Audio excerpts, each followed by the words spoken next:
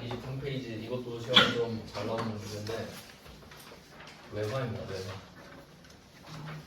외화는 외국 화폐죠. 그래도 그나마 좀 여러분이 공부하기 수월할 수 있게 고민을 해서 만든 순서인데, 그래서 여러분이 앞쪽에서 매입이랑 매출을 하셨잖아요. 그러니까 이제 그걸 달러로 바꾸기만 하면 돼 이제.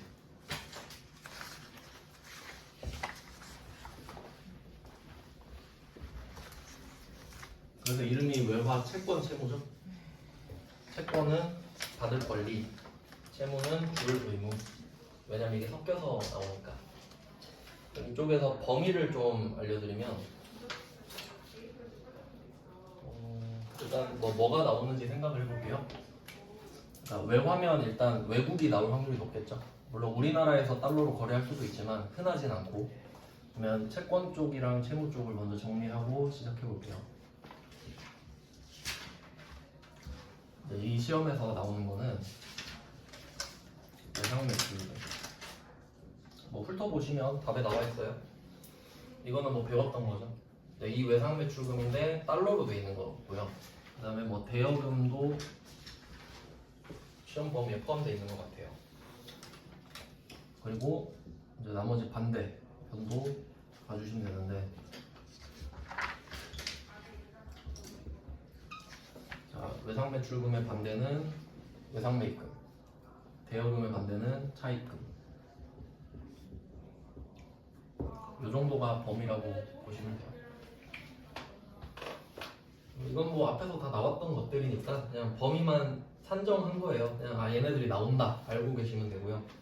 근데 이제 외화가 나오면 여러분이 알고 계셔야 할 지식이 하나 있어요. 환율입니다. 환율도 뭐 상식의 범주에 들어간다고 봐야 될까? 환율의 개념을 좀 알려드릴게요.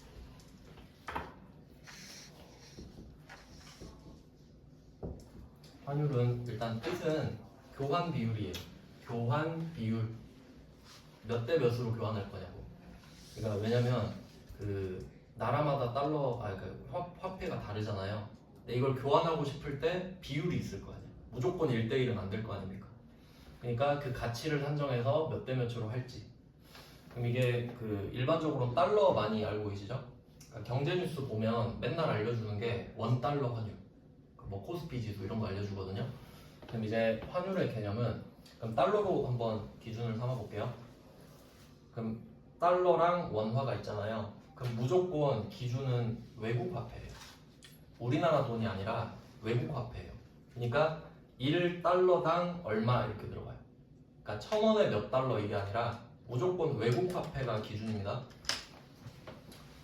그러니까 뭐 USD, 이게 US 달러라는 뜻이거든요. 1달러 이걸 딱 기준으로 삼아요. 그러니까 얘는 절대 안 변하는 거지. 1달러는 안 변하는 거예요. 근데 그의 이거랑 이제 비교를 했을 때 요새 환율이 엄청 올랐죠. 거의 IMF 때처럼 갈 것 같아요. 그 의미도 한번 생각해 볼게요. 여기 지금 한 뭐 1,400, 1,500 이 사이일 텐데 굉장히 높아졌습니다. 자, 그럼 이걸 한번 생각해 볼게요. 환율이 1,400원이다. 이 말은 내가 지금 1달러를 사고 싶으면 1,400원을 줘야 돼요. 그러니까 쉽게 생각하면 뭐냐면 이 달러를 물건이라고 생각하세요. 그냥 물건. 그러니까 금 같은 거. 내가 실제로 원래 달러가 금 영수증이었는데, 그럼 이걸 내가 1달러라는 물건을 1,400원에 살 수 있어요 지금. 근데 내가 한 달 뒤에 또 1달러를 사러 갔어요. 근데 은행에서 1,500원 달래. 그럼 이게 환율이 오른 겁니다. 근데 또 가니까 1,300원 달래. 그럼 이건 환율이 내린 겁니다. 이건 안 어렵죠? 그러니까 이게 환율이 오른 거예요 그냥. 근데 의미를 생각해 보잖아요. 그냥 상식적으로 생각해 봐요. 내가 이걸 1,400원에 살 수 있었는데 다음 달 가니까 1,500원을 줘야 돼. 의미를 생각해 봐요. 그러면 내 돈 가치가 떨어졌거나, 원래 1,400개만 주면 되는데 1,500개를 달래. 그러면 똑같은 걸 사기 위해 더 많은 걸 줘야 되잖아요. 그럼 내게 안 좋아진 거야, 원화가. 그러니까 우리나라 힘이 약해진 거라고요. 아니면 미국이 세졌거나. 둘 둘 다 영향을 받을 수 있죠. 그러니까 이 정도까지는 상식으로 알아두세요. 환율이 오른다는 건 우리 화폐 가치가 떨어진다는 소리입니다.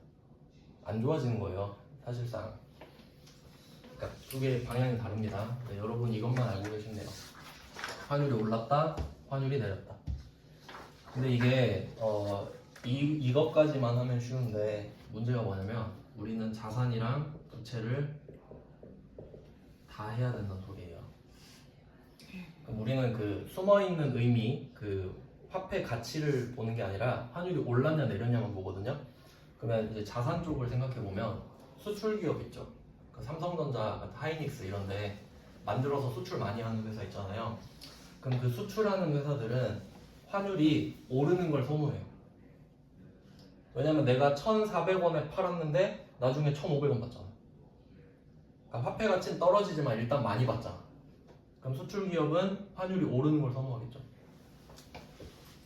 근데 자산으로 봤을 때 환율이 오르면 좋은 거 아닙니까? 그러니까 돈 더 받으니까 표면적으로만 생각하시면 돼요. 환율이 떨어지면 우리나라 화폐 가치는 높아졌을지 모르지만 나는 일단 돈을 적게 받죠. 그러면 안 좋은 거예요. 자, 여기까지는 안 어렵죠?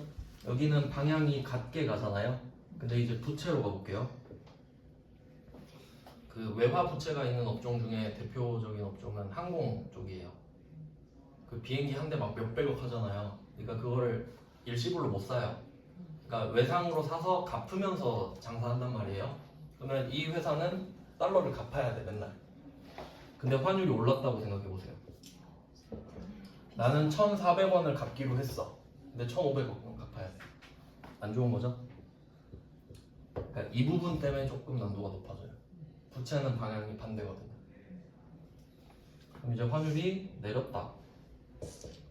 1,400원을 갚기로 했는데 1,300원만 주면 돼. 좋은 거죠 일단. 그냥 우리는 표면적으로만 봅니다.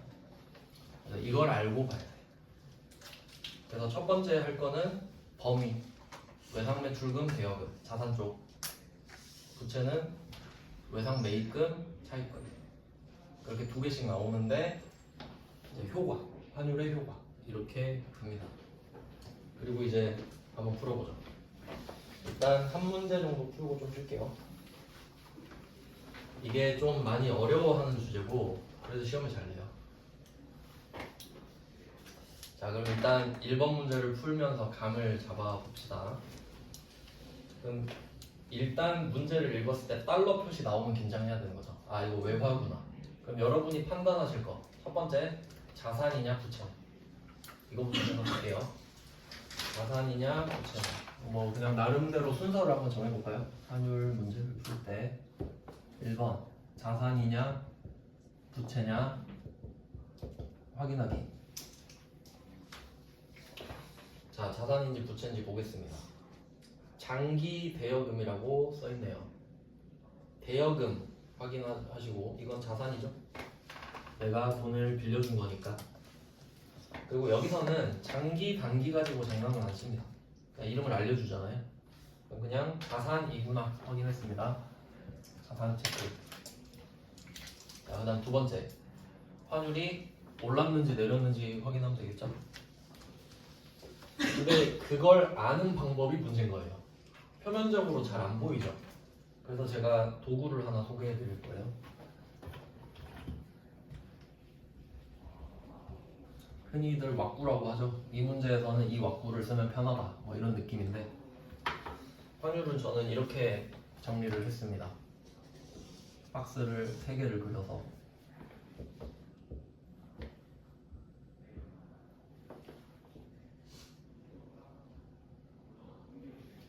이렇게 문제를 푸시면 수월할 거예요. 그러니까 박스가 3개가 필요한 이유를 먼저 알려드리면, 이게 그 회계 처리를 하는데 우리가 지금 한국에서 회사를 운영하잖아요. 그러면 그 화폐 단위가 원화겠죠, 기본적으로. 그러니까 우리가 뭐 만약에 회계 처리를 할 때 내가 100만 이렇게 쓰잖아요. 그럼 이건 100만 원인 거야. 왜냐면 우리 기준이 원화니까. 근데 문제는 이런 거죠. 내가 1,000달러를 받았어요. 1,000달러를. 근데 이걸 1,000이라고 쓰면 1,000원이에요. 1,000달러가 아니라 왜냐면 우리는 원화라고 약속을 하고 시작했기 때문에. 그건 무슨 말이냐면 내가 $1,000를 받았다면 우리나라 돈으로 환산을 한 다음에 적어야 된다는 소리지. 계산은 내가 직접 해야 돼요. 그렇겠죠 당연히. 왜냐면 100만 원, 1,000원 이게 구분이 없어지면 안 되니까. 이건 원하고 이건 달러인데 100만, 1,000원 이러면 안 되죠. 그래서 이 세 번째 칸이 결과물이 될 거예요. 결과물. 우리나라 돈으로 바꾼 거. 그러니까 얘는 무조건 원화예요. 자 그러면 이 문제를 풀 때 3개가 필요하니까 이 중에 반드시 2개는 알려줍니다. 자 그럼 한번 분석해 볼게요. 자 1번 문제 보시면 수동결산 써있죠. 왜냐면 문제에서 기말 현재라고 돼 있으니까.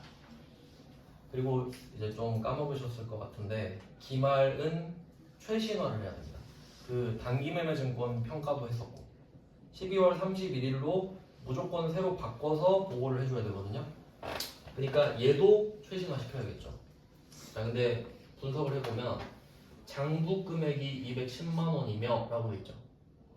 장부 금액이. 그러면 장부에 이미 써있는 금액이 210만 원이란 소리잖아요. 그러니까 결과 자체가 210만 원이란 소리예요.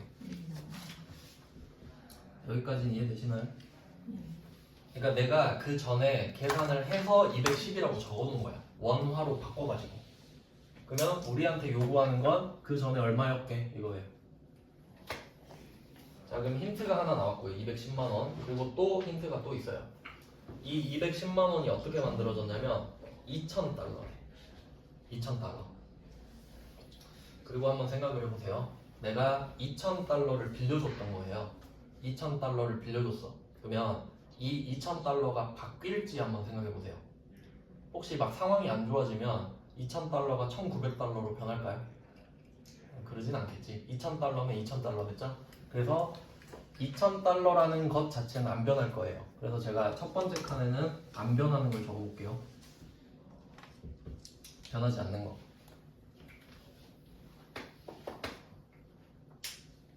자 그럼 이제 역산을 하면 됩니다. 내가 왜 210만 원이라고 생각을 했을까? 2,000달러를 210만 원이라고 생각한 거죠? 그러면 210만 원을 2,000으로 나누면 내가 돈을 빌려줬을 때 환율이 나올 겁니다. 그래서 이렇게 거꾸로 계산을 하면 밑에 뭐 답에도 적어놨죠. 물론 지금 문제 안 구해도 되긴 하는데 처음이니까 자세히 설명해 드릴게요. 그럼 1,050원인가? 계산기를 안 가져와가지고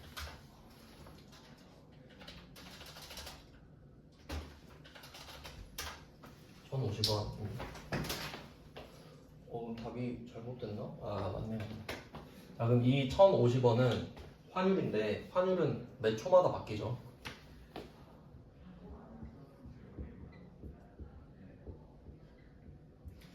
그래서 이 툴을 써주시면 되는데 약간 이게 그 주식이랑 느낌이 좀 비슷해요. 그럼 제가 예를 들어볼게요. 그러니까 이건 어떤 느낌으로 보시면 되냐면 지금은 그래도 자산이니까 좀 방향이 맞는데 여러분이 1,050원짜리 주식을 산 거야. 1,050원짜리 주식을 2,000주를 산 거예요. 그렇게 생각하면 좀 비슷해요. 그러니까 얘를 수량 쪽으로 생각하고 얘를 단가 쪽으로 생각하는 거지. 왜 이렇게 생각하면 편하냐면 환율은 변하죠. 오를 수도 있고 내릴 수도 있죠. 주식 가격도 그렇죠. 근데 2,000달러 얘는 안 바뀌죠. 그럼 여러분이 2,000주를 샀으면 갑자기 주식 수가 줄어들진 않잖아요. 가격이 줄어들지. 그러니까 이렇게 생각하는 것도 뭐 나쁘진 않을 것 같아요. 그래서 어쨌든 이렇게 구조가 이루어진다. 즉 박스 3개 중에 2개는 반드시 알려준답니다. 그럼 지금 이 문제는 210만 원이랑 2,000달러를 알려준 거죠. 그러니까 이걸 찾으라는 소리예요. 자 이렇게 해서 이제 뭘 할 거냐. 오늘 최신화를 시켜줘야 되잖아요. 근데 오늘 환율이 1,120원이에요. 얘를 1,120원으로 바꾸면 되는 겁니다.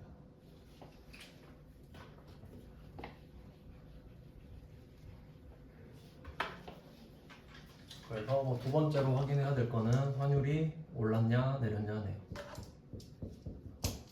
지금은 환율이 올랐고 자산인데 환율이 올랐으니까 기분이 좋겠네요. 그럼 이제 얼마나 좋을지를 찾아볼게요. 얼마나. 그러면 지금 단순하게 주식으로 치면 한 주당 70원 오른 거죠. 플러스 70원입니다.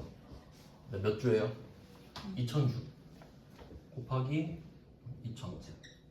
이만큼 기분이 좋겠네. 근데 이게 떨어지면 여기 마이너스 쓰면 되는 거죠. 그럼 그렇게 풀면 돼요. 왜냐면 이거 단기 매매 증권 평가랑 똑같아요. 차이만 조정한 거예요. 차이만. 왜냐면 1050원은 이미 적어놨잖아요. 210만 원이라고. 근데 얘는 지금 새로 나온 거죠. 그럼 70원은 반영이 안 됐으니까 70원은 내가 새로 적어줘야지. 차이가 나는 부분이니까. 그래서 답을 보시면 14만 원이라고 돼 있죠. 네. 그럼 지금 받으면 장기 대여금이 늘어나잖아요. 그러니까 지금 올려놓는 거야. 지금 받으면 더 받을 수 있구나. 자산의 증가고. 근데 지금 이건 어떻게 늘어난 거냐 하면 외화를 환산했더니, 그러니까 이 환산에다가 평가라고 좀 써주시면 됩니다. 그러니까 단기 매매 증권 평가랑 좀 비슷하거든요.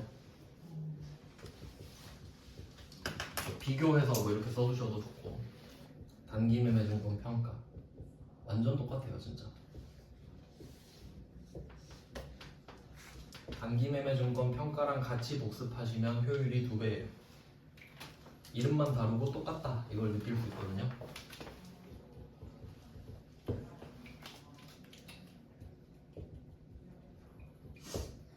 어떤 점이 비슷하냐면 지금 평가만 하는 거예요. 그러니까 평가를 하는 거는 실제로 돈을 번 건 아니거든요. 근데 수익을 잡아버려요. 이거 그냥 참고만 하세요. 여러분한테 막 자세하게 물어보진 않는 내용이에요. 그리고 거래처도 꼭 써줘야겠죠.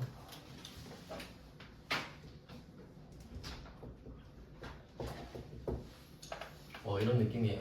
그럼 제가 첫 문제라서 자세하게 설명드렸는데, 근데 해설 보시면 그렇게 안 써놨죠. 그럼 왜 이렇게 쓸 수 있는지 한번 판단해 볼까요? 제가 이거를 하나씩 쪼개서 비교했죠. 그러니까 한 주당 비교한 셈이죠. 얘는 한 주당 70원 해서 곱하기 2,000을 했잖아요. 근데 제가 답에다 쓴 거는 총액법으로 쓴 거예요. 210만 원은 이미 팩트죠. 그러니까 210만 원이 1050이랑 2000을 곱한 거잖아요. 그럼 이거에 맞춰서 저는 2000에 1120을 곱해버린 거예요. 그래서 답 보시면 2000에 1120을 곱했죠. 그러니까 그게 지금 거잖아요. 근데 내가 적어놓은 건 210만 원밖에 없죠. 그럼 그 차이만 올리면 되니까. 그래서 여기 칠판에 적어드린 건 하나씩 비교하는 거. 하나씩 비교해서 다시 2000 곱한 거죠. 근데 얘는 그냥 2000 곱해서 뺀 거. 당연히 두 방법이 똑같겠죠. 그러니까 편한 방법을 쓰시면 됩니다. 일단 여기까지 해놓고 10분 정도 쓰고 계속 풀어볼게요. 몇 번째 인생이나 우여곡절이 많다. 이제 23페이지 2번 그것이 다 재산이에요. 방금은 그 자산인데 환율이 오르는 경우인데요. 이게 좀 응용되는 경우가 많다 보니까 여러분이 복습하실 때도 임의적으로 환율을 조정해서 문제를 막 만들어서 풀어보셔도 좋아요. 그러니까 뭐 환율을 낮춰버린다거나 아니면 조금만 높인다거나 그러면 이제 수치가 바뀌잖아요. 그렇게 연습을 많이 해보시면 되는데, 그 다음 이제 2번 문제입니다. 23페이지 2번 문제는 외상매입금으로 되어 있어요. 일단 부채라는 걸 확인할 수 있겠죠. 외상매입금은 부채. 그리고 여기서도 똑같은 패턴입니다. 그러니까 이게 둘 다 최근 문제인데 최근에는 딱 이렇게 정형화된 거예요. 그래서 1번에는 210만 원에 2,000달러 이렇게 알려줬는데 2번은 조금 더 친절하게 200만 원이 2,000달러다 이렇게 말을 해주는 거죠. 그러니까 이제는 뭐 우리한테 선택권이 2개 있는 거죠. 뭐 저렇게 따로 하나씩 분해해서 풀으셔도 되고 아니면 그냥 뭐 총액으로 푸셔도 됩니다. 그럼 이번에는 좀 더 간단한 방법으로 풀어보죠. 총액으로. 일단 부채라는 걸 좀 확인을 해야 되고요. 부채. 이렇게 비교를 해야 될 때는 그냥 두 개를 따로 그냥 각각 적어주시면 돼요. 뭐 이런 식으로 지금 현재 장부 금액 여기 뭐 알려줬으니까 그럼 장부 금액은 200만 원. 이거 뭐 따로 구할 필요도 없죠. 그 다음 이제 오늘의 뭐 오늘 환율을 반영한 금액을 생각해보면 이게 2,000달러라는 건 이미 알려줬잖아요. 그러니까 이건 이제 연습용으로 한번 차분하게 풀어본 거고 이제 이 2번을 푸는 요령은 2,000달러가 있다는 걸 알았으니까 여기다가 오늘 환율만 그냥 곱해주면 되는 거거든요. 보니까 오늘 환율은 1,040원이라고 알려줬네요. 이걸 뭐 두 개 곱하면 되겠습니다. 그러면 208만 원인가 보네요. 이렇게 그냥 두 개를 장부금형 뭐 적을 필요도 없겠네. 그냥 이렇게 오늘의 환율을 대입해가지고 적은 다음에 그 다음에 또 잊으시면 안 되는 게 이건 부채입니다. 부채고 두 개를 비교해가지고 이렇게 좀 안전하게 풀려면 둘 다 써놓는 게 좋긴 해요. 그럼 지금 금액이 올라간 거잖아요, 결과적으로.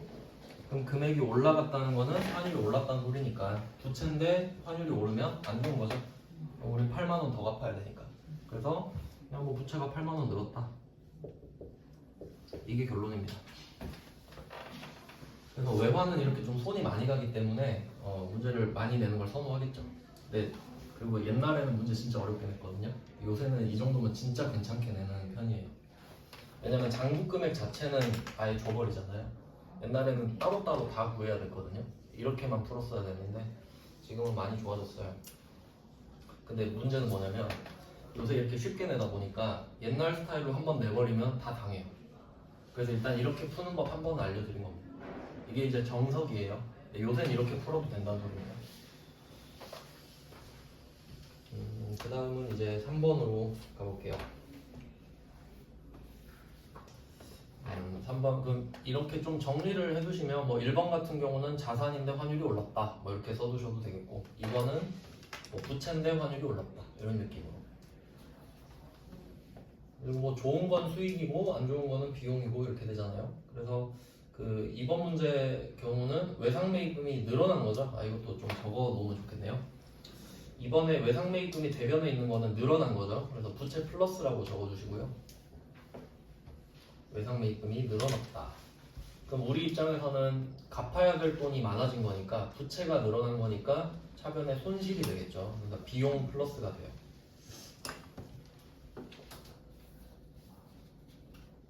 그래서 뭐 그 경우의 수는 4개가 되는데 자산인데 오른 거, 자산인데 내린 거, 부채인데 오른 거, 부채인데 내린 거. 근데 그 현상은 4개지만 결과적으로는 2개밖에 없죠. 외화 환산 이익이거나 외화 환산 손실이거나 2개밖에 없습니다. 이제 3번으로 가볼게요. 3번 문제. 이게 조금 더 꼬운 문제 같은데 잘 읽어볼게요. 3번도 결산입니다.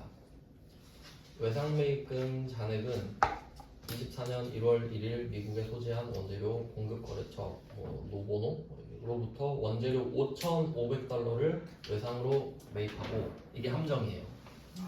5,500달러를 샀다고 돼 있죠. 근데 미지급한 잔액 2,000달러가 포함되어 있다.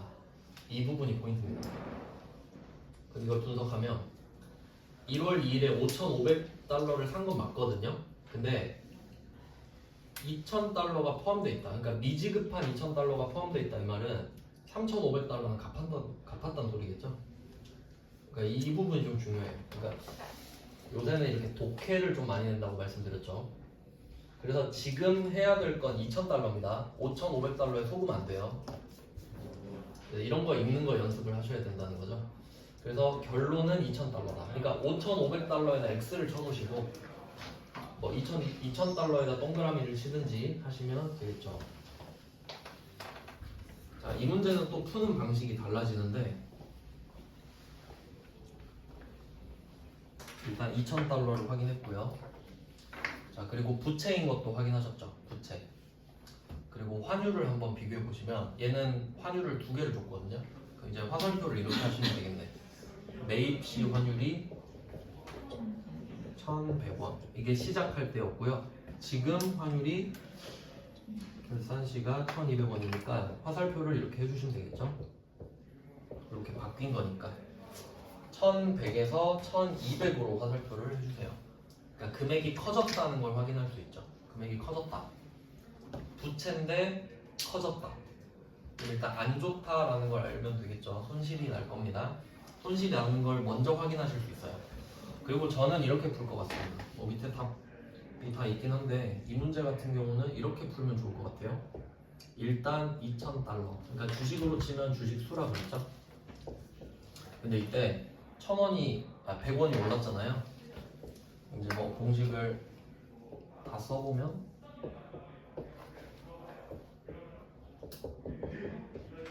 저는 그냥 이렇게 풀 것 같습니다.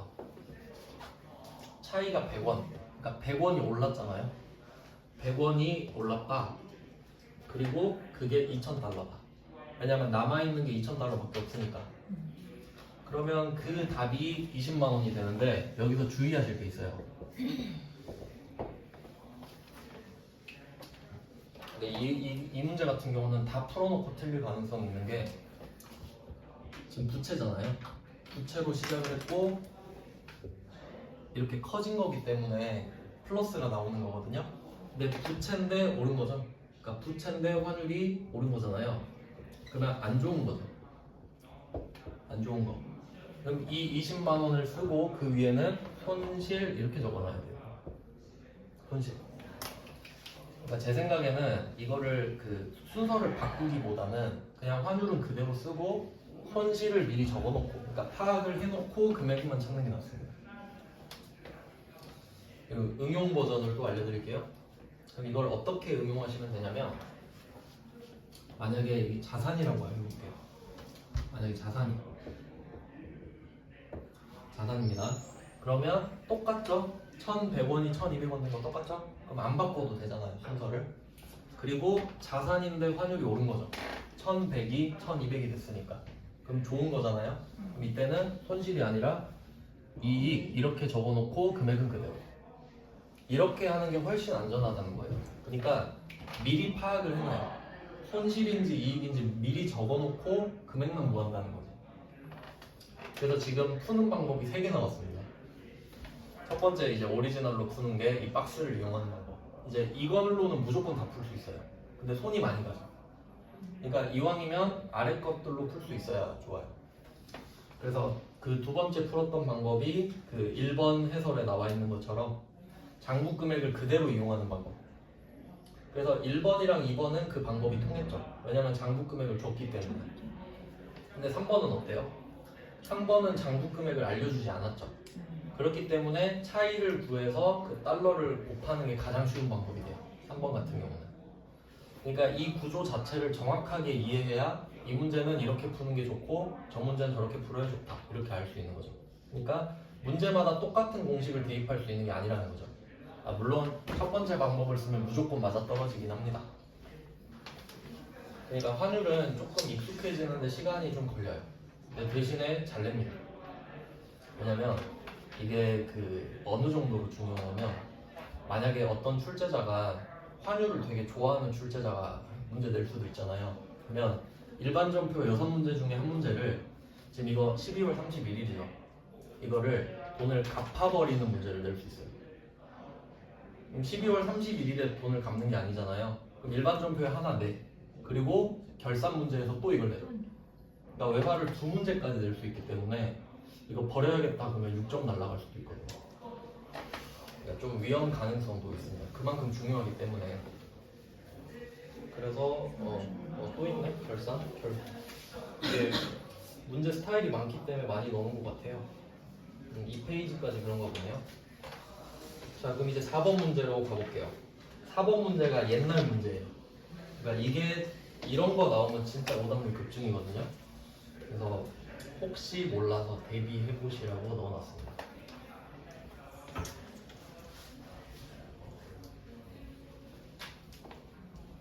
자, 그럼 4번을 한번 풀어볼게요. 어떻게 풀 수 있을지 분석을 좀 해봐야겠죠. 일단 외상 매입금이 나왔습니다. 부채라는 걸 확인할 수 있죠. 외상 매입금 부채. 그리고 장부 금액도 알려줬어요. 그러면 장부 금액을 최대한 이용해주면 좋은데 문제가 뭔지 볼게요. 그럼 이게 1번, 2번처럼 풀 수 있겠다 생각할 수 있겠죠. 장부 금액을 줬기 때문에. 근데 1번, 2번은 몇 달러인지 알려줬었잖아요. 근데 4번은 이게 중국 돈인데 몇 위안인지 말 안 해줬죠. 구해야 됩니다. 이게 옛날 버전이거든요. 그럼 얘는 방법이 없어요. 이 박스 써야 됩니다. 그러니까 이게 제가 최후의 보루로 알려드린 거예요. 이건 무조건 다 풀 수 있거든요. 그러니까 여기까지 안 오는 게 좋긴 한데 옛날 문제는 이런 식이 많아요. 자, 그럼 얘는 결과물이 297만 원이니까 분석을 한번 해볼게요. 297만 원 넣었습니다. 자, 그리고 제가 이 세 개 중에 두 개는 반드시 알려준다 그랬죠? 왜냐면 안 그러면 문제 못 풀어요. 그러면 뭘 알려줬나 볼게요. 297만 원인데 위안화 1 CNY. 참고로 화폐를 표시할 때는 알파벳 3개로 쓰거든요. 앞에 두 글자는 나라 이름이에요. 차이나겠죠? 그리고 Y는 화폐 이름. 위안 정도가 되겠죠. 그러니까 우리나라 돈은 KRW거든요. 그냥 뭐 그런 식이에요. 그럼 이게 몇 위안인지 안 알려줬죠. 1위안당 얼마인 거예요. 그래서 아까 제가 환율 말씀드렸죠. 이것도 상식으로 꼭 기억하고 계세요. 왜냐면 이게 중국 돈도 쉬운데 일본 돈 나오면 좀 어려워져요. 뭐 그건 나오면 말씀드리는데 환율은 이거였죠. 외국 화폐, 이건 좀 진짜 기억하세요. 외국 화폐 1단위. 이거 중요한 거예요. 상식이잖아요, 상식. 물론 이거 몰라도 잘 살긴 하는데 알면 더 잘 살 확률이 높죠. 외국 화폐 1단위당 우리 돈, 우리나라 돈 이렇게 되는 거예요. 외국 화폐 1단위당 우리나라 돈. 그럼 예시 이렇게만 써놓으면 이해할 수 없죠. 예시 USD, 이건 USA 달러겠죠. 1달러당 얼마. 그리고 CNY 위안 1당 얼마.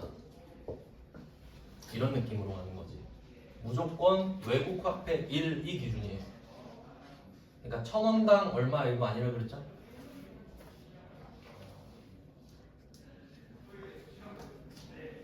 그리고 참고로 이거 화폐 단위 아시죠? 뭐예요? 엔화라고 보통 쓰잖아요. 참고로 중국 돈도 똑같아요. 그러니까 둘 다 원이거든요. 근데 일본 돈은 엔이라고 읽고 중국 돈은 위안이라고 읽는 것 뿐이에요. 그러니까 화폐 단위가 똑같으니까 이것도 뭐 알아서 나쁠 건 없겠죠. 그럼 이때는 환율은 알려준 거예요. 그래서 잘 보시면 위안화 1 CNY 165원 이렇게 써 있잖아요. 그러니까 1 CNY당 165원 이렇게 알려준 거죠. 그럼 얘는 이걸 알려준 거네.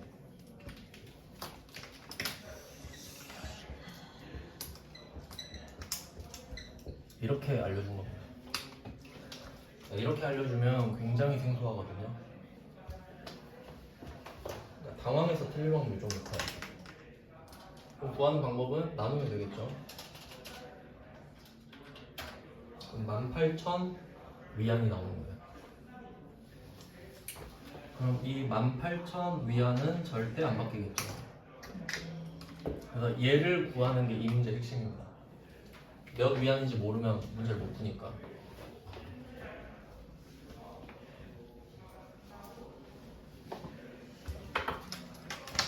자, 그럼 여기까지 구해놓고 이제 문제를 풀면 그때는 165원이었는데 오늘 보니까 170원으로 바뀌었죠.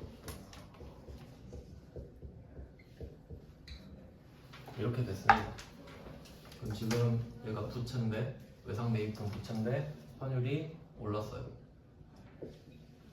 두 개 곱하면 손실. 이렇게 답을 먼저 구해놓고 손실이 난다는 사실을 먼저 파악하고 그 다음 얼마인지 구하기. 이게 안전한 방법이에요. 그러니까 금액부터 구하면 금액 구하고 틀리는 수도 있다 그랬죠. 답을 그냥 반대로 써버리는 거야. 손실인데 이익으로. 그럼 얼마나 아깝겠어요. 그럼 이제 얼마인지 구해보니까 5원이죠. 5원. 5원인데 18,000개. 이게 손실입니다. 그래서 답이 9만원입니다. 그러니까 좀 이 외화 쪽은 약 오르는 게 뭐냐면 답은 한 줄로 되게 간단해 보이거든요. 찾는 게 너무 어려워. 그래서 연습을 좀 많이 해보셔야 돼요. 그러니까 좀 한번 비교해 보시면 4번이 82회예요. 완전 옛날 꽃날인데 어렵죠. 1번, 2번은 그에 비하면 쉽지 않습니까? 그래서 뭐 다 대비하시면 될 것 같아요. 일단 제대로 알고 계신 게 여러분한테는 유리하니까 어찌됐든. 그 다음은 24페이지로 넘어가 볼게요. 24페이지 문제 05번 문제입니다. 이건 세무 2급 최근 문제인데 여기까지가 이제 수동결산으로 써놨네요. 그럼 이 문제에서는 한 가지 포인트가 더 있습니다. 세무 2급답게 조금 더 어려워졌는데 일단 항목이 두 개죠. 항목이 두 개입니다. 선급금도 있고 장기차입금도 있고. 그러니까 사실 범위를 좀 벗어났다고 볼 수도 있어요. 선급금은 잘 안 냈었거든요. 그럼 이제 성격을 좀 파악을 해볼게요. 일단 장기차입금은 부채인 거 아시죠? 장기차입금은 부채입니다. 돈을 빌린 거니까 갚아야 돼요. 그 다음에 선급금. 이건 제가 계약금이라고 말씀드렸는데 이 계약금은 시험에 진짜 잘 나옵니다. 이 두 개는 계약금이에요. 그러면 지금은 선급금이 나왔습니다. 그럼 분석해야겠죠? 돈을 먼저 줬다. 돈을 먼저 줬습니다. 이유는 물건을 사려고 돈을 줬겠죠? 그러니까 얘는 매입 계약금이에요. 선급금. 그러니까 성격 자체가 계약금도 살 때가 있고 팔 때가 있잖아요. 근데 돈을 준 거는 사려고 줬겠죠. 받을 때는 팔려고 했겠고. 일단은 지금 선급금 나왔으니까. 자, 그리고 제가 이거 선급금 하면서 떡밥을 깔아놓은 적이 있어요. 이 말 한 적 있거든요. 비화폐성 자산. 기억나시나요? 그러니까 계약금을 주는 거는 자산이긴 한데 이 돈을 줘놓고 돌려받을 생각은 없죠. 그러니까 이 돈을 받을 수 있어서 자산인 건 아니에요. 그러니까 성격은 자산이 맞는데 얘는 선수금은 부채고. 근데 이 자산이 이 돈을 받겠다는 뜻이 아니죠. 그래서 그게 지금 답이랑 상관이 있습니다. 해설을 한번 보시면 밑에 선급금 비화폐성 자산에 해당하므로 외화손 환산손익을 평가할 필요가 없다 써있죠. 왜냐면 이게 그냥 상식적으로 생각해 보시면 내가 만약에 외상노출금이거나 대여금이에요. 그럼 돈을 받죠. 돈을 받을 거니까 얼마 받을지 궁금하겠죠. 그럼 맨날 찾아볼 거 아니에요. 주식처럼 지금 얼마지? 지금 받으면 얼마지? 그걸 찾겠죠. 근데 이 선급금은 내가 다시 돌려받는 돈이 아니잖아요. 그러니까 평가 자체를 안 한다는 소리죠. 관심이 없다는 소리예요. 왜냐면 돌려받을 수 있는 것도 아닌데. 그래서 이거는 이제 처음 냈던 걸로 알고 있는데 그냥 참고하시면 될 것 같습니다. 왜냐면 이걸 알아두시면 문제도 안 풀 수 있고 좋잖아요. 그러니까 이거는 좀 진짜 좀 잔인한 게 모르는 사람은 분개를 2번 해야 됐고 그것도 틀린 겁니다. 근데 아는 사람은 선급금 나왔다 개꿀이다 하고 그냥 제끼는 거죠. 그리고 얘 친구는 선수를 보고 있겠죠? 혹시 선수금 나와도 제끼는 거예요? 성격이 똑같잖아요. 그러니까 이게 응용이지 응용. 그러니까 이거를 최근에 한 번 냈기 때문에 이걸 응용할 수 있거든요 충분히. 왜냐하면 여러분이 이 사실만 외우면 답이 쉽잖아요. 그래서 제가 좀 추천할 만해서 넣어놓은 겁니다. 그럼 선급금은 X 쳐두시고 결론은 장기차입금만 구하라는 문제가 되는 거죠. 그러니까 포인트가 다른 데가 있는 거예요. 그러니까 환율을 구하는 건 당연한 거고 선급금, 선수금 나오면 빼라 이것까지 물어본 겁니다. 그리고 밑에 답을 보시면 답은 간단해요. 풀었던 방식 그대로 풀어주시면 됩니다. 그러니까 뭐 이것도 푸는 방법을 생각해 보면 그럼 장기 차입금만 분석하면 되거든요. 장기 차입금은 부채. 환율을 보니까 이것도 생각을 해봐야겠네요. 와, 이 문제 굉장히 좋네. 얘는 포인트가 하나 더 들어있어요.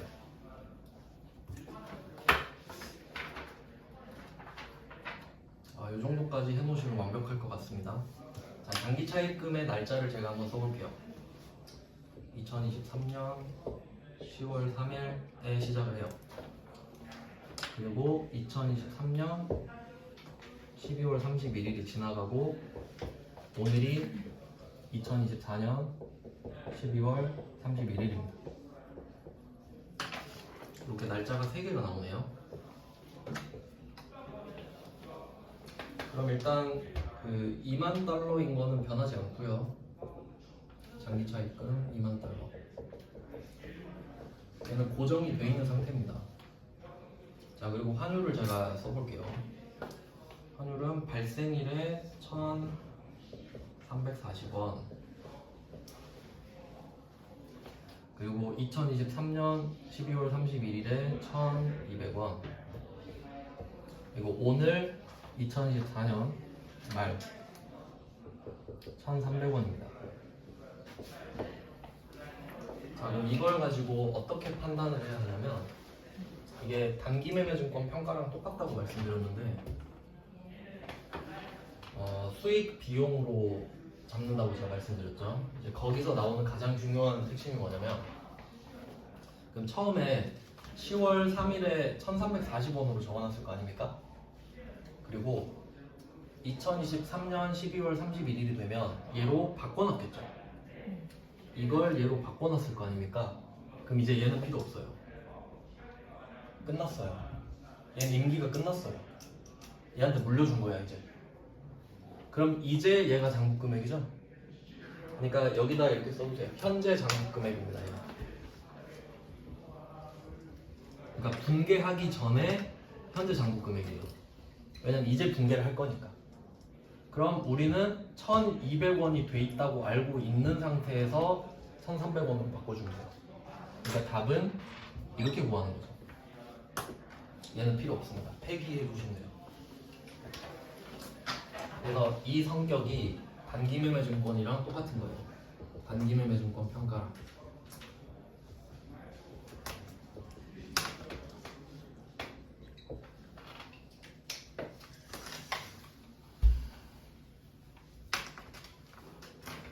이게 정말 중요한 성격이거든요. 이게 그러니까 날짜를 그러니까 이거 가지고 여러분은 뭘 판단하셔야 되냐면 이걸 외우는 게 아니고 그러면 이렇게 생각해 볼 수 있어요. 그러니까 제가 극단적으로 한번 예를 들어볼게요. 만약에 10년 전에 장기 차입금을 빌렸던 거예요. 10년 전에. 그러면 날짜가 10개 나오겠죠. 근데 다 필요해요? 필요한 건 끝에 2개. 왼쪽 건 다 X. 이해되세요? 그게 응용력이에요. 그럼 100개 나와도 똑같죠? 오른쪽 2개만 있으면 되잖아요. 그러니까 그게 단기 매매 증권도 똑같으니까 같이 알아두세요. 복습할 때 진짜 보시면 단기 매매 증권에서 제가 일부러 이런 문제 넣어놨거든요. 그래서 제가 어떻게 말씀드렸냐면 취득원가 X표 치세요 하고 그랬어. 그러니까 보면 진짜 누가 X표 쳐놨을걸요? 기억은 안 나시겠지만 자, 그래서 이 부분도 굉장히 중요합니다. 진짜 어려운 회차였어요 이때가. 이때 합격률 11%인가 그랬어요 템이. 근데 우리는 뭐 그냥 한 30% 정도 대비하시면 됩니다. 이제 6번으로 가볼게요. 이제 보시면 날짜가 6번은 8월 1일이에요. 그러니까 5번까지는 그 수동결산으로 제가 다 적어놨거든요. 그럼 5번까지는 12월 31일에 평가하는 문제였던 거죠. 환율을 오늘 주고받으면 어떻게 될까? 라고 그냥 평가한 겁니다. 이제 6번부터는 거래가 끝나요. 그러니까 12월 31일은 거래가 끝나진 않잖아요. 그냥 환율을 반영해 줄 뿐이지. 근데 이제 끝나면 답이 좀 더 복잡해지거든요. 그럼 일단 그 답의 형식을 좀 비교해 보면 지금 우리가 5문제 풀어봤잖아요. 공통점이 뭐냐면 답이 차변의 1개, 대변의 1개예요. 무조건 그래요. 이유는 차이만 구하면 되니까. 맞죠? 그러니까 이익인지 손실인지만 구하고 그 성격만 반대로 써주면 끝나는 거예요. 평가는 무조건. 이것도 단기 매매 증권이랑 똑같은 거예요. 단기 매매 증권 평가 손실, 평가 이익 끝이잖아요. 근데 거래가 끝나면 3개가 나와요. 3개. 왜 3개가 나오는지 한번 보겠습니다. 그러니까 사실 6번부터가 더 어렵다고 볼 수 있겠네요. 12월 31일이 그나마 양반이에요. 그리고 참고로 그 이 박스 3개 그린 거는 12월 31일 전용입니다. 왜냐면 그 거래가 끝날 때는 결국 다 구해야 돼요. 어떤 말인지 직접 해보죠. 그럼 6번 문제로 한번 보겠습니다. 이것도 비슷한 패턴이 나오네요. 날짜 3개죠. 그러면 날짜 3개 나오면 뭐부터 해야 되는지 알고 계시죠? 단기 매매 증권이랑 외환대 날짜 3개 줬다? 그러면 오른쪽 2개 남기고 다 X예요. 근데 보통 3개를 주니까 왼쪽이 날아가는 것 뿐입니다. 그러니까 정확히 말하면 오른쪽 2개만 남기는 거예요. 맨 왼쪽을 X 치는 게 아니고. 그렇게 이해하셔야 맞아요. 그런 문제를 풀면 1210은 X표 치셨죠? 이거 답을 안 써놨네? 뭐 상관없죠. 우리가 답을 만들어 보겠습니다. 자, 그럼 얘는 어떻게 가야 되냐? 처음이니까 자세히 할게요. 처음에 돈을 빌렸을 때부터 이 문제로 제대로 분석을 해놓으시면 될 것 같습니다. 제가 이 문제는 붕괴 3개 할게요. 날짜별로 다 해드릴게요. 그래야 한 문제 정도는 제대로 하는 게 좋으니까. 자, 그럼 2022년 10월 31일 거부터 해보겠습니다.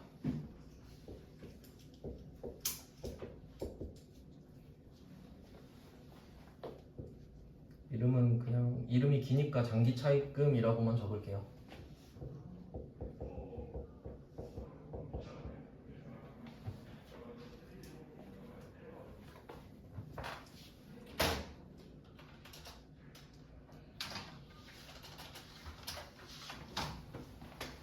자, 처음에는 1210원 반영해서 3630만.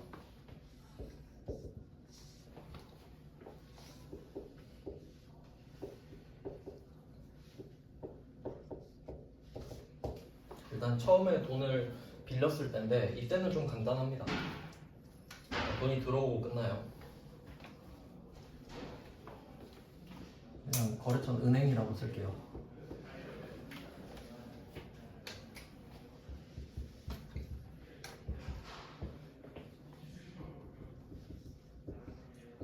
이게 첫날입니다. 돈 빌렸을 때. 그리고 한번 생각을 해보는 거예요. 이 문제는 안 낼 겁니다. 쉬워서. 생각할 게 없잖아요. 이런 건 안 되겠죠? 그럼 얘는 안 나오겠구나 하고 그냥 넘어가시고. 이거 원래 시험 잘 보려면 출제자의 의도를 파악하는 거거든요. 파악했죠? 얘는 안 된다. 쉬우니까. 그럼 두 번째부터 어려워지죠? 왜냐면 환율이 2개 이상 나오니까. 자, 이제 2022년 12월 31일 거 해볼게요. 일단 차입금 부채죠? 그리고 환율이 1210원에서 1250원으로 올랐죠. 그럼 40원 곱하기 3만 이렇게 해서 부채를 올려주면 되겠네. 이건 뭐 과정은 앞에서 계속 설명드렸으니까 그냥 바로바로 적을게요. 3만 달러, 그러니까 공식은 1250원 빼기 1210원, 40원이 올랐고 곱하기 3만. 그럼 120만 원이 올라요. 그러니까 지금 갚으면 120만 원 더 갚아야 돼. 그럼 거래처는 똑같고요. 미국은행 부채가 늘어나요.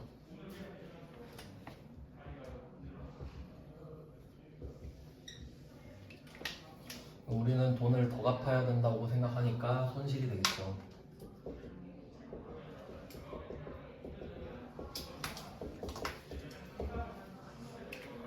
그러니까 뭐 환산 손실 자리는 무조건 차변, 환산 이익 자리는 무조건 대변입니다.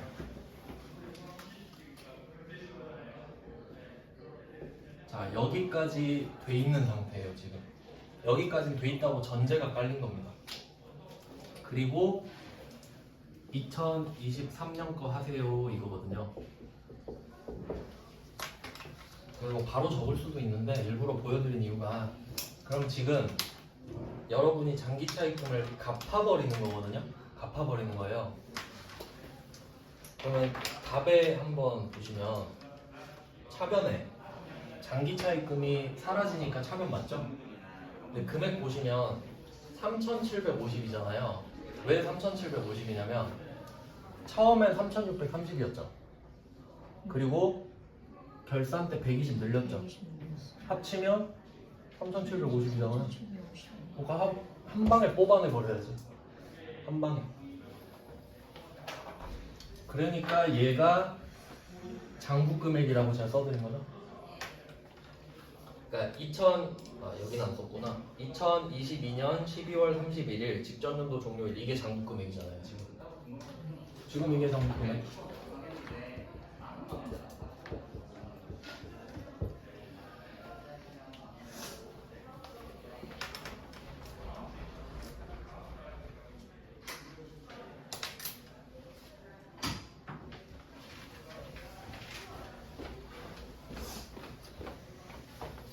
그러니까 이 원리를 보여드리려고 일부러 한번 써드린 겁니다.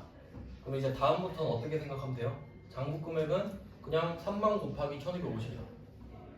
맞죠? 굳이 두 번 할 필요 없는 거죠? 그러니까 그냥 첫 번째 건 폐기시켜도 되는 거예요. 두 개만 하면 되니까. 그러니까 원리를 이해하면 이제 안 그래도 되는 거지. 그래서 그렇구나 할 필요 없구나 라고 알고 계시면 돼요. 그러니까 이 결과만 쏙 쓰는 거죠. 그래도 보여드린 이유는 봐야 납득을 하시니까. 그냥 그래요 하면 좀 그렇잖아요. 그래서 결과적으로는 똑같아진다. 그래서 이건 이미 정해진 거죠. 장기 차입금 이미 정해져 있는 것만 쓰는 겁니다. 그냥 이걸 우리가 지금 새로 구하는 게 아니고 이미 했던 거를 그냥 뽑아주는 겁니다. 장부에서 빼버리는 거죠. 그러니까 얘는 무조건 하나 나와줘야 되고, 그 다음에 문제는 오늘 돈을 갚잖아요. 그럼 차이가 왜 발생하는지 생각해 볼까요? 우리가 부채는 작년 말의 환율로 알고 있죠. 근데 오늘 갚으면 돈을 오늘 환율로 줘야 되잖아요. 그러니까 차이가 발생하지. 알고 있는 건 작년 말인데 주는 건 오늘이죠. 그 차이인 거예요.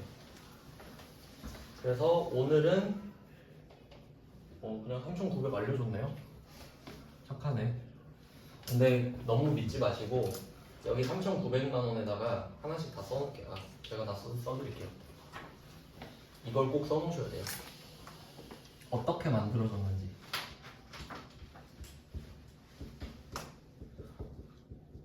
이게 좀 번거로워도 꼭 해놔야 됩니다. 다음번에 볼 때 진짜 잘했다고 생각하실 거예요.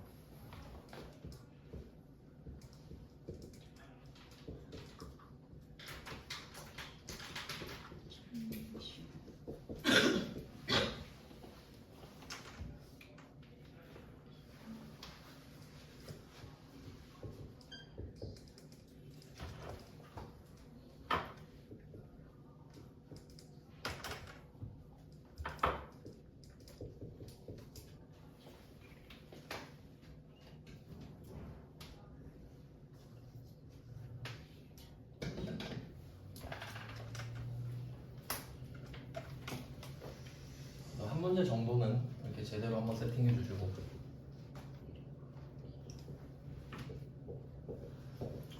그리고 지금 보통예금을 주는 것도 3,900이라고 말을 해버리긴 했지만 그래도 우리는 이제 공부하는 입장이니까 분석을 해야 된다는 거죠. 오늘의 환율인 1,300원을 곱해줍니다. 그냥 문제가 어떻게 나올지 모르니까.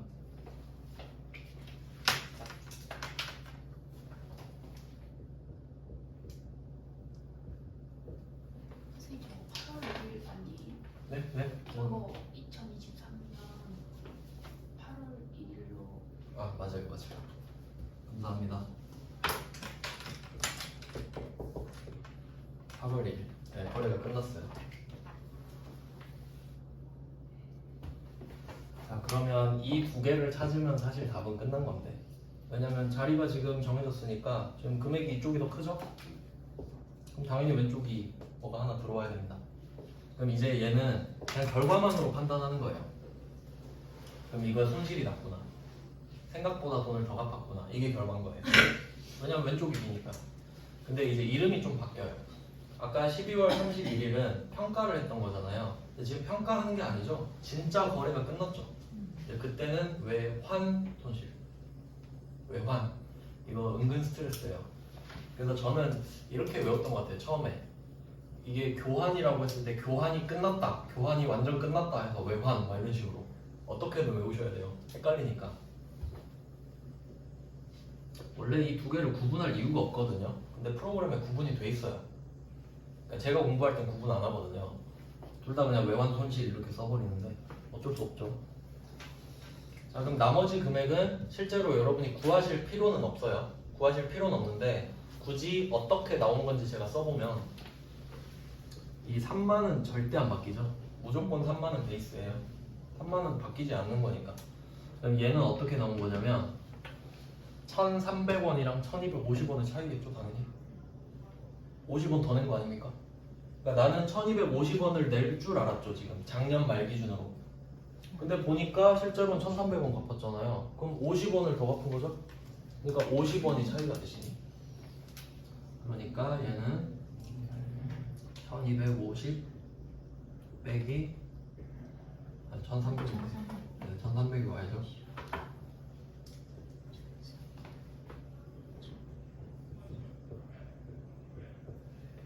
이렇게 나온 겁니다. 그러니까 결과적으로 그러니까 구할 필요는 없지만 생각해보면 당연히 그럴 거라는 거예요. 네, 그래서 외환은 이렇게 이게 한 세트라고 보시면 되겠죠. 그러니까 1, 2, 3 있는데 1은 절대 안 낼 거고 시험에 2는 많이 냈죠. 12월 31일 거. 근데 그게 이루어진 다음에 거래가 끝난다는 거.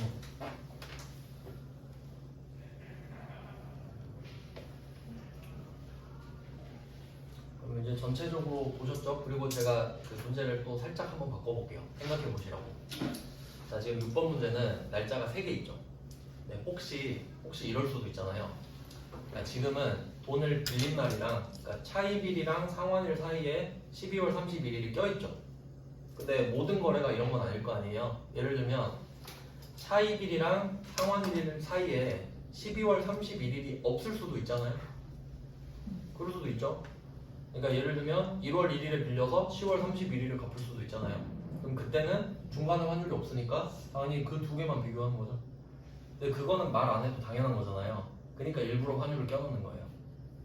그래서 결과적으로 우리는 그 오른쪽에서 두 번째 거를 기준으로 삼아서 풀었다.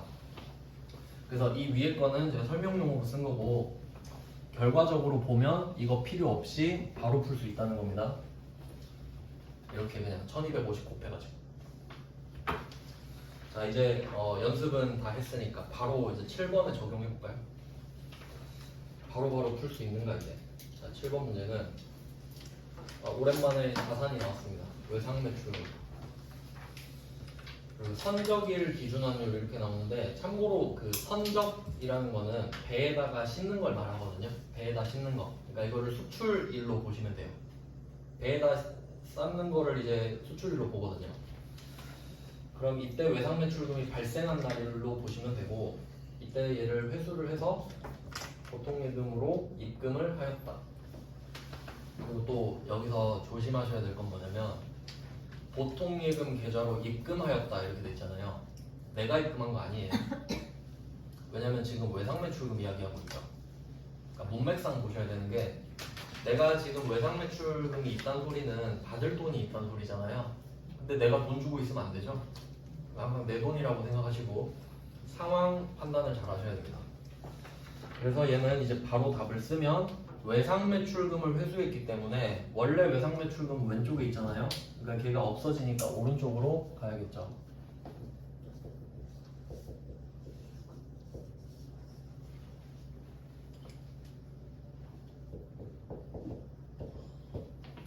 외상매출금 1,400원.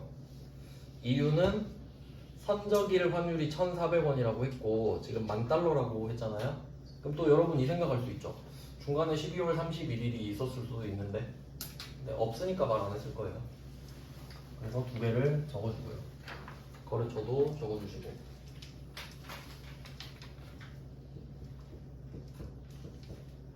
그리고 참고로 수출할 때는 부가가치세 없어요.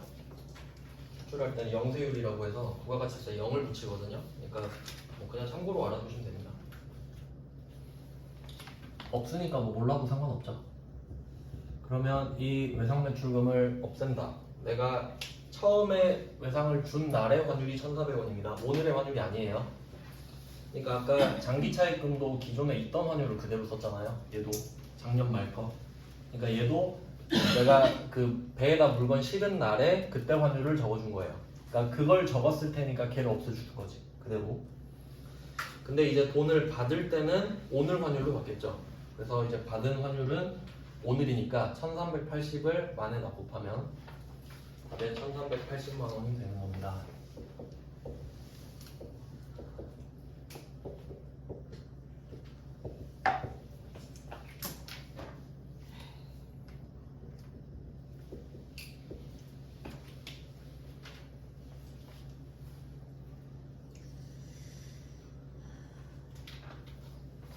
네, 그럼 얘는 조금 좀 더 간단해졌죠.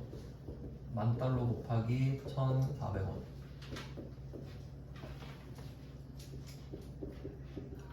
$10,000 곱하기 1,380원. 그리고 이 두 개만 구하면 결과적으로 왼쪽이 B니까 역시 똑같이 얘랑 자리가 같으니까 외환 손실이 되는 거죠. 거래가 끝났으니까. 근데 이건 이론상으로 설명드린 거지 실제 시험에서는 지금 왼쪽이 비었으니까 외화 손실만 딱 적어주시면 금액을 찾을 필요는 없는 거예요. 어차피 맞아 떨어지게 돼 있으니까. 그 다음에 한 문제만 얼른 보고 쉬겠습니다. 네, 첫 문제만 공을 들이면 이제 다음부터는 이제 관성으로 쭉 푸실 수 있어요. 이제 8번은 또 외상 매출금이 나왔고요. 3만 달러라고 하고 선적일 기준 환율이 1,300원. 이번에도 작년 말 환율을 언급하지 않은 거 보니까 그 환율이랑 바로 비교를 하시면 되겠습니다. 그래서 얘는 그냥 바로 밑에 그 해설만 달아놓으면 되겠죠. 달러가 원화가 어떻게 나왔는지. 그럼 3,900만 원은 3만 달러 곱하기 1,300원. 이렇게 하고 실제로 받은 돈은 1,380원입니다. 그래서 지금 뭐 계속 해봤으니까 이것만 적어 놓으시면 돼요. 네, 8번 문제는 이렇게 끝내시면 됩니다. 그러면 당연히 지금 이쪽 왼쪽이 금액이 더 크니까 자리는 이쪽이 빌 테고 그래서 외환이 이렇게 되는 거죠. 자리로 찾는 게 제일 정확합니다. 여기까지 해놓고 10분 쉬고 이제 수업을 보겠습니다.